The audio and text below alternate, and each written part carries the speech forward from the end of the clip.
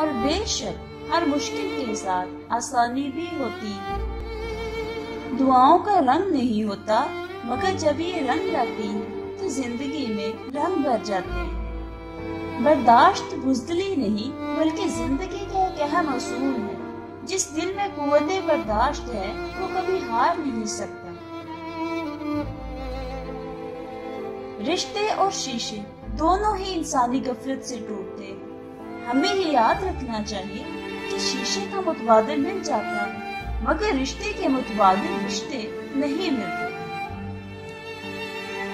بہترین انسان عمل سے پہچانا جاتا ہے، ورنہ اچھی باتیں تو دیواروں پہ بھی لکھی ہوتی ہیں۔ زندگی مسلسل امتحان ہے، یہاں 10 بار گرنے کے بعد 11ویں بار اٹھ جانے کا نام کامیابی ہے۔ میں نے زندگی میں ایک ہی بات سیکھی ہے کہ انسان کو کوئی چیز نہیں ہرا سکتی جب تک کہ وہ خود ہار نہ مانے۔ جب رشتے نبھانا مشکل ہو جائے تو ان کو نبھانا نہیں چاہیے بلکہ اللہ کے حوالے کر دینا چاہیے۔ وہ ساتوں آسمانوں پہ رہنے والا رب ہم زمین پر بسنے والوں کا درد ہمارے ساتھ جینے والے انسانوں سے زیادہ بہتر جانتا ہے۔ اگر کچھ الگ کرنا ہے تو بھیڑ سے ہٹ کر چلو۔ بھیڑ ہمت تو دیتی ہے پر شناخت چھین لیتی ہے۔ میں اپنے اچھے یا برے ہونے کی صفائی کسی کو نہیں دیتا، کیونکہ میرا رب جانتا ہے میں کیسا ہوں۔ مقدر اتنی بار بدلتا ہے جتنی بار بندہ اللہ پاک سے رجوع کرتا ہے۔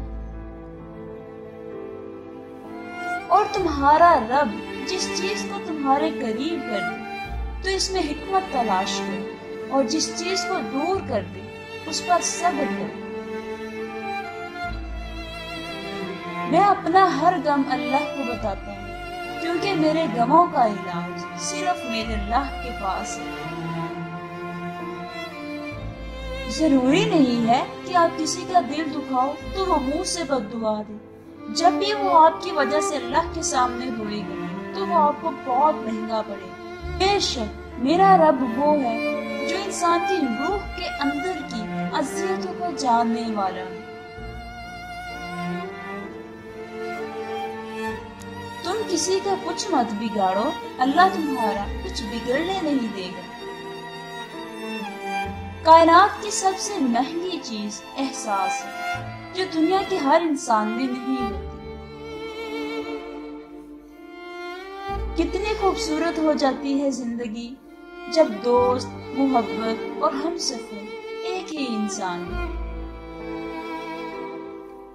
مرد کا کردار اتنا مضبوط ہونا چاہیے جیسا زلیخا کے سامنے حضرت یوسف علیہ السلام کا تھا۔